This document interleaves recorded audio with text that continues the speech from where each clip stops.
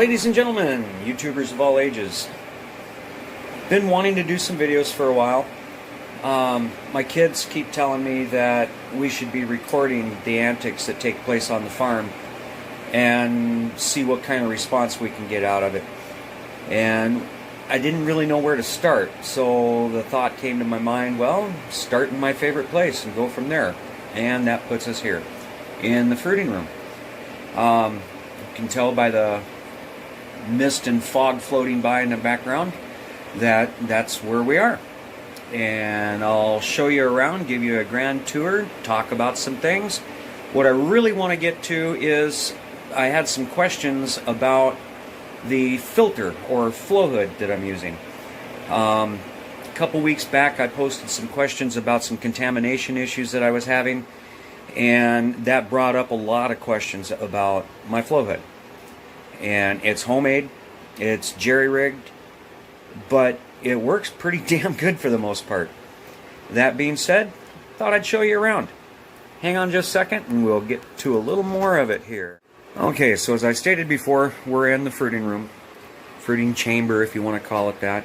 It's a corner of my basement. And there's the window goes outside. This is northern Minnesota.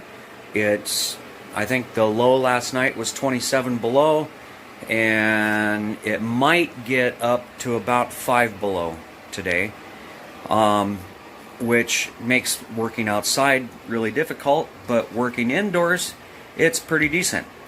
Some of the aspects of this that make that pertinent is that, okay, so here's the window. The ground level outside is about here, so everything above that is exposed to the outside elements, and that has this wall really quite cold. It's frosty, water sticks to it, clings to it. It keeps the room at a decent temperature though.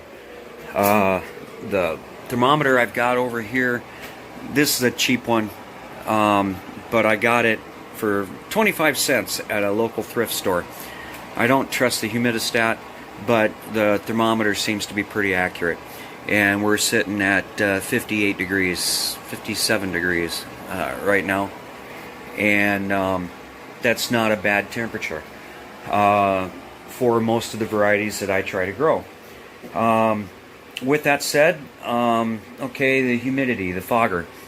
I got a tub set up here in the corner, and it's fed from this quarter-inch line that's coming from a faucet over by the wash machine.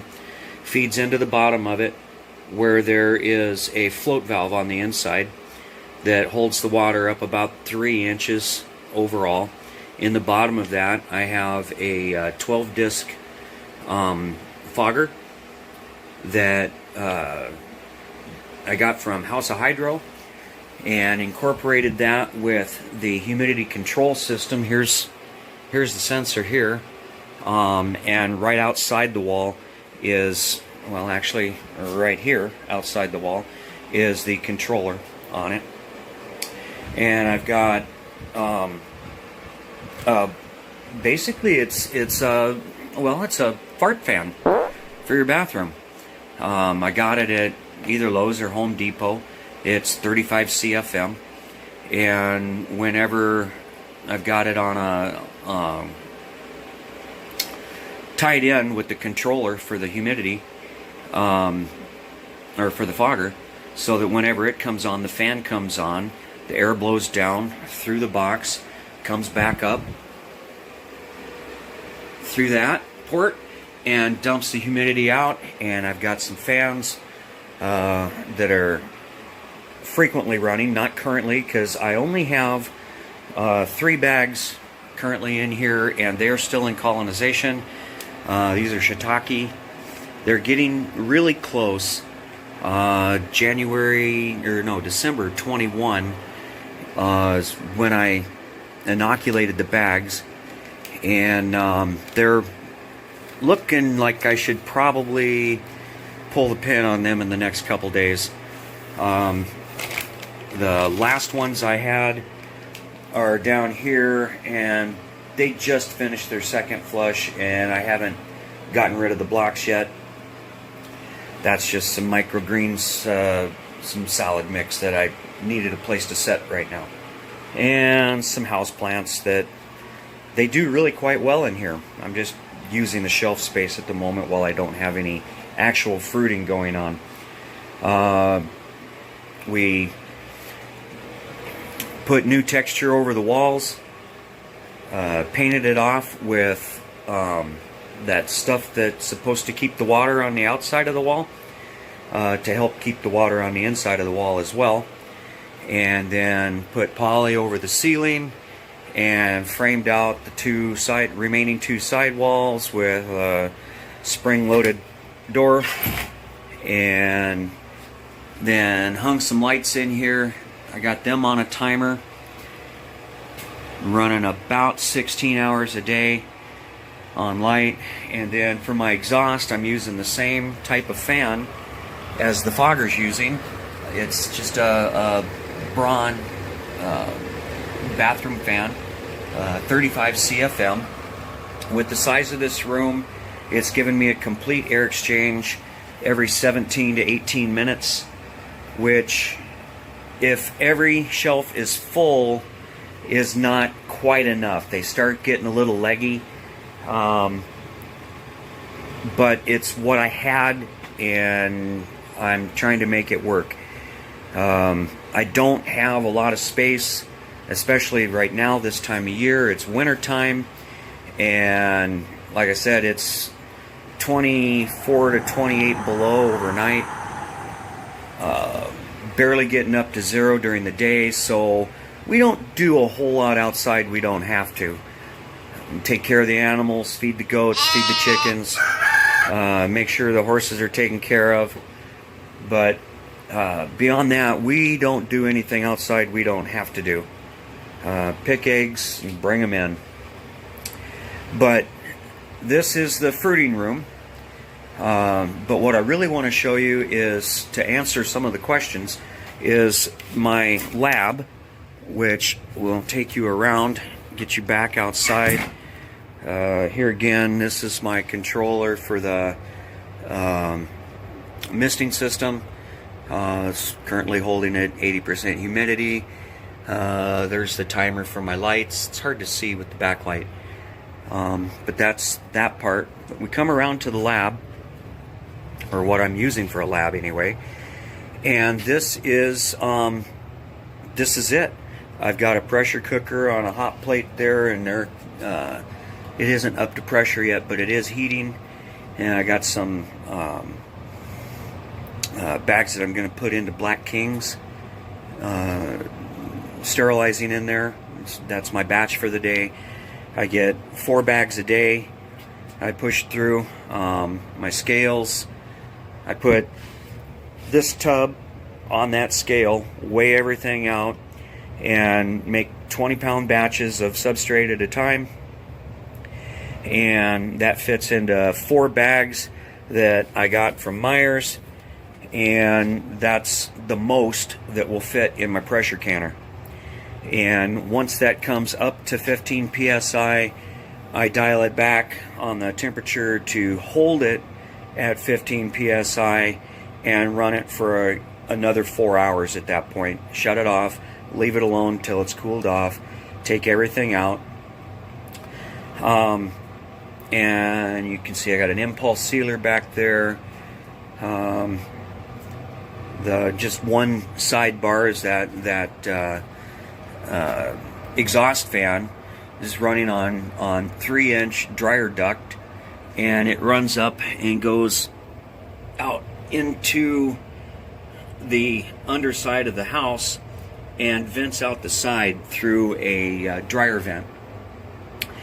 But the part that I wanted to actually talk about today was my flow hood, and that's it. Completely homemade.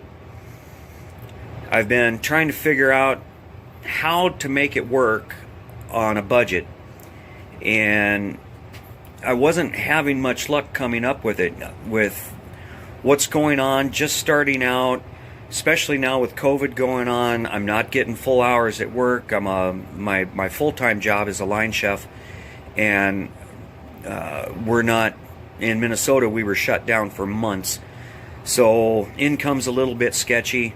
That being said, I had to come up with a way to make this work without spending the kind of money that those full-on HEPA filter flow hoods cost.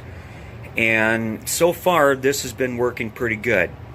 Now, what I've come up with is I stole my wife's vacuum cleaner.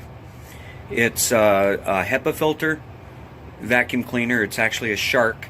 It claims to filter to 3 microns.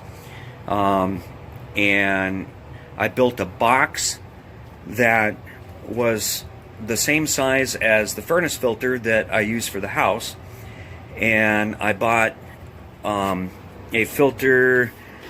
Well, that's the 3M filter right there, and if you read the instructions on it, line 3 right there, it claims that it's 3 micron.